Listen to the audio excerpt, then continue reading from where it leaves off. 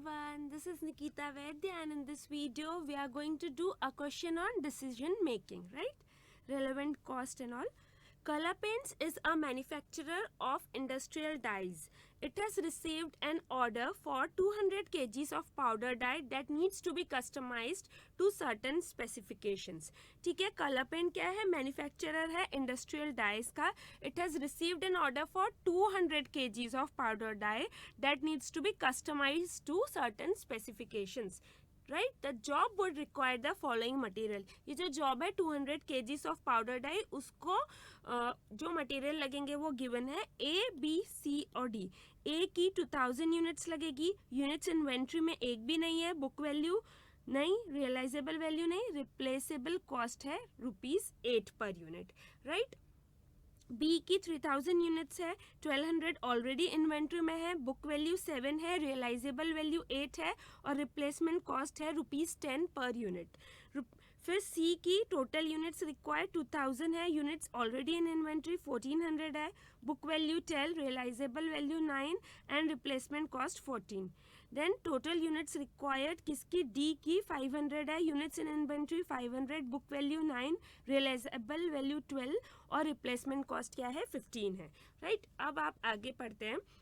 Material B is used regularly in production of all types of dyes that Color Paints produces. Therefore, any stock used towards this job order would need to be replaced to meet other production demands.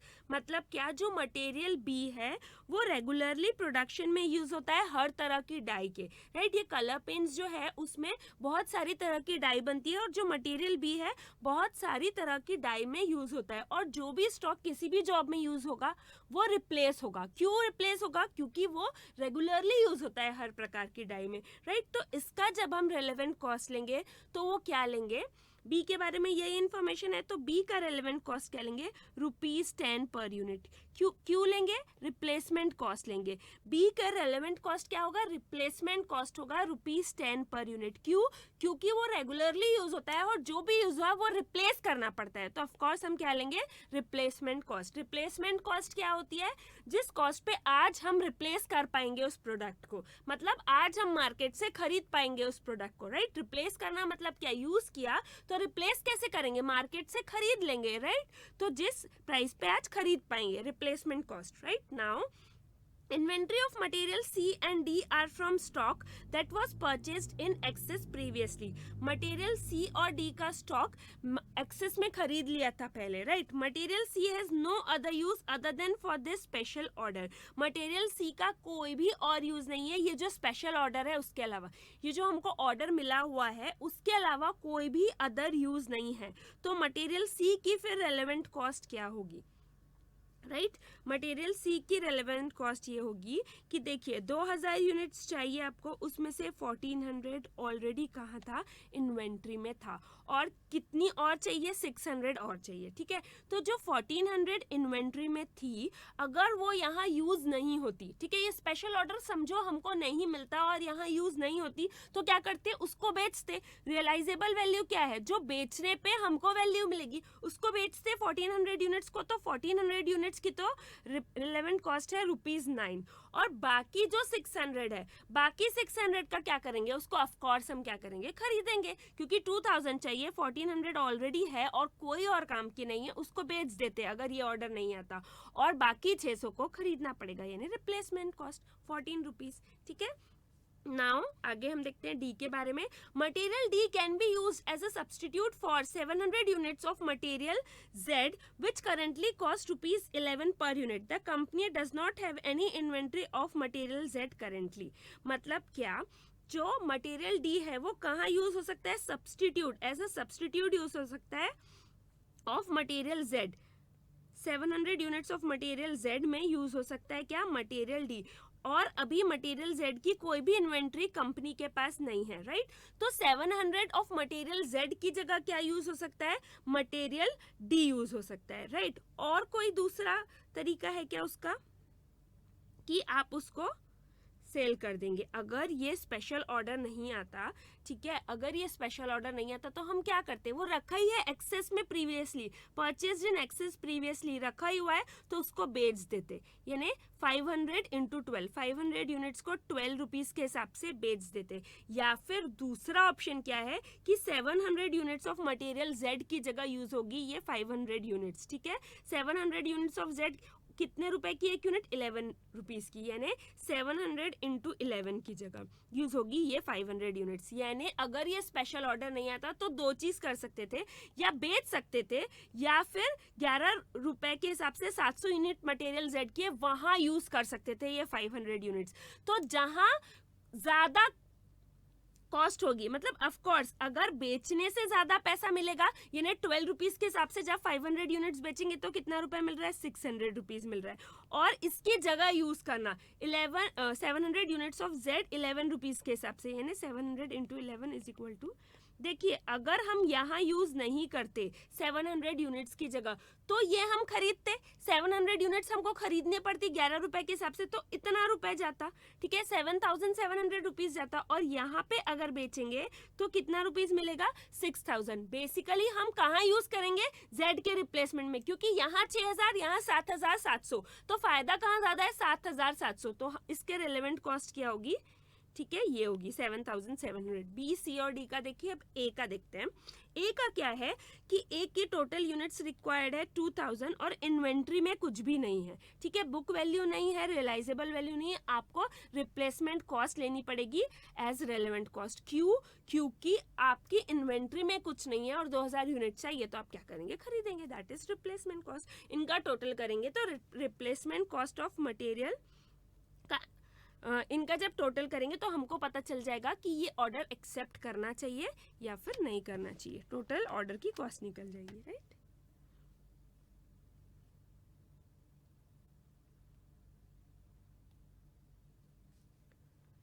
So basically हम यहाँ लिखते हैं rupees particulars. पहले क्या लिखते हैं, material A के बारे में, मटेरियल ए के बारे में लिखते हैं। क्या लिखेंगे, relevant cost of material A is replacement cost,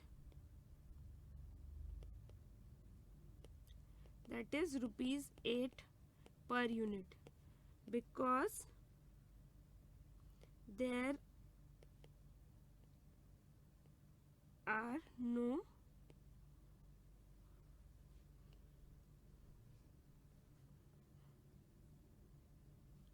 no units in inventory। Inventory में कोई भी यूनिट्स नहीं है, इसीलिए क्या करना पड़ेगा, सारा का सारा आपको खरीदना पड़ेगा। तो रेलेवेंट कॉस्ट क्या है, रिप्लेसमेंट कॉस्ट। सो फॉर कितनी units, 2,000 units,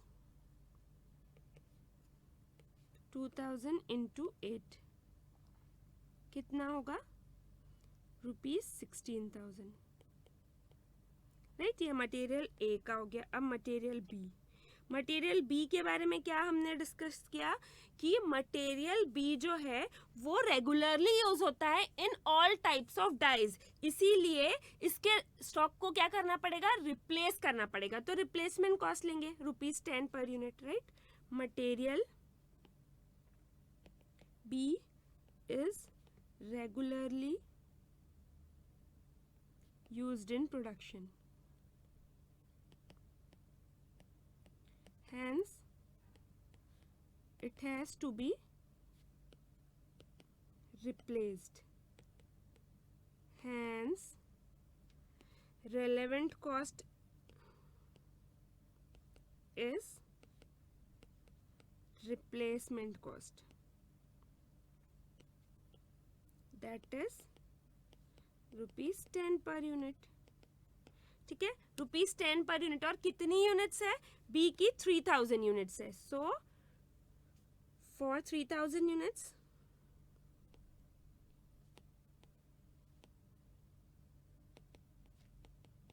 $3,000 into 10, ₹30,000, right.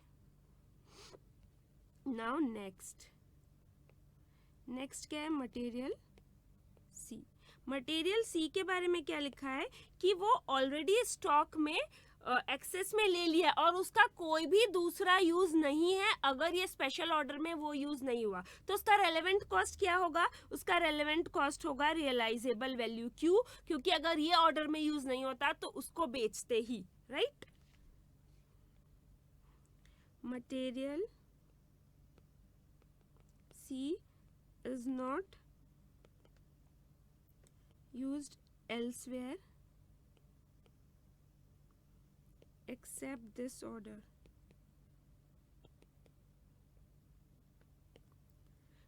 Right?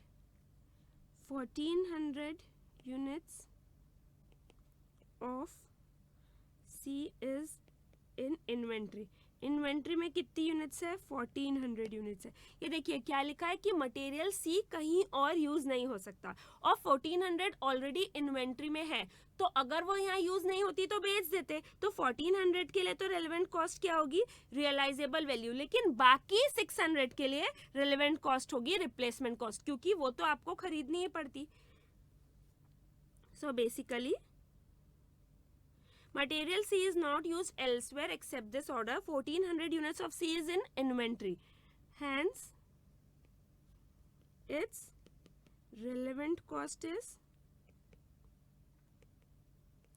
realizable value. क्यों? क्योंकि वो वैसे भी कहीं यूज नहीं हो रही थी। That is रुपीज कितना, रियलाइजेबल वैल्यू कितनी, ₹9 है I guess, ₹9, yes, right.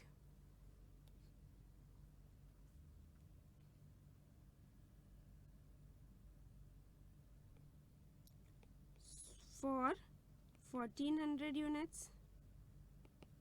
1400 into 9 is equal to ₹12,600, and 600 units out of 2000 units has to be purchased. इसको खरीदना पड़ेगा जो 600 यूनिट्स है। Hence its relevant cost is replacement cost, right? That is ₹14 per unit. For 600 units कितना होगा, 600 into 14 is equal to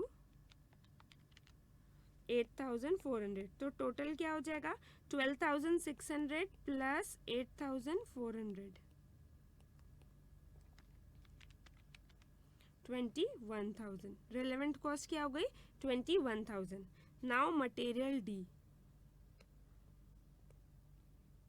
material D का क्या है कि अगर मटेरियल डी यहाँ यूज नहीं होगा, ये जो ऑर्डर में यूज नहीं होगा, तो वो एज अ रिप्लेसमेंट यूज होगा मटेरियल जेड की जगह। 700 यूनिट्स ऑफ मटेरियल जेड की तरह यूज होगा, राइट।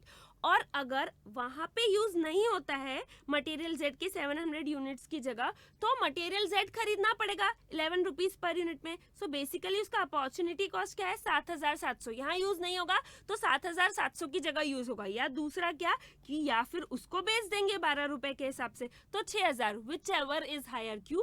जहां ज्यादा फायदा हो, ठीक है। हम तो वही चीज करेंगे ना जहां मॉनिटरीली हमको ज्यादा फायदा हो, तो वो क्या हो जाएगी, उसकी रेलेवेंट कॉस्ट हो जाएगी। Material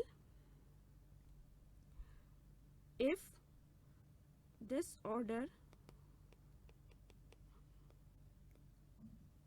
is not accepted, D can have two options. Those are its opportunity costs. कौन सी दो? पहला, cell at the rate ₹12 per unit, तो 500 into 12 इज इक्वल टू ₹6000। दूसरा, use in place of material Z. So 700 units into 11, rupees 7,700. Whichever is higher, जहाँ ज़्यादा फ़ायदा हो. कहाँ ज़्यादा फ़ायदा है? 7,700. So total relevant cost कितनी हुई? 7,700 प्लस ये डी की है 7,700, राइट. नाउ सी की कितनी है? 21,000, राइट. बी की 30,000 और ए की 16,000. तो टोटल रेलेवेंट कॉस्ट कितनी हो गई? 74,700, राइट.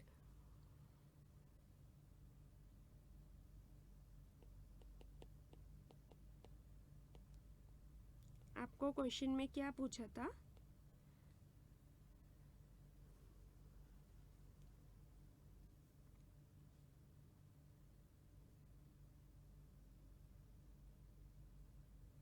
आपको क्वेश्चन में पूछा था analyse relevant cost of material. आपने चारों का रेलेवेंट कॉस्ट एनालाइज किया while deciding whether to accept the order और नॉट. बेसिकली आपको चारों के रेलेवेंट कॉस्ट एनालाइज करने थे, आपने कर लिए. टोटल रेलेवेंट कॉस्ट निकाल लिया पूरे ऑर्डर का 74,700, राइट.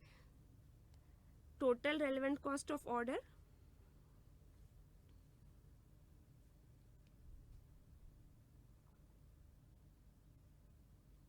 total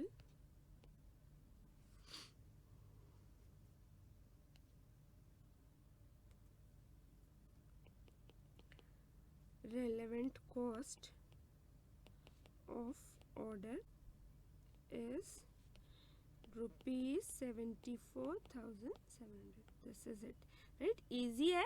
वैसे देखने से लगता है कि कैसे पता चलेगा कि कौन से हैं रेलेवेंट कॉस्ट. कंफ्यूज हो जाते हैं. रियलाइजेबल वैल्यू है, रिप्लेसमेंट वैल्यू है, क्या है.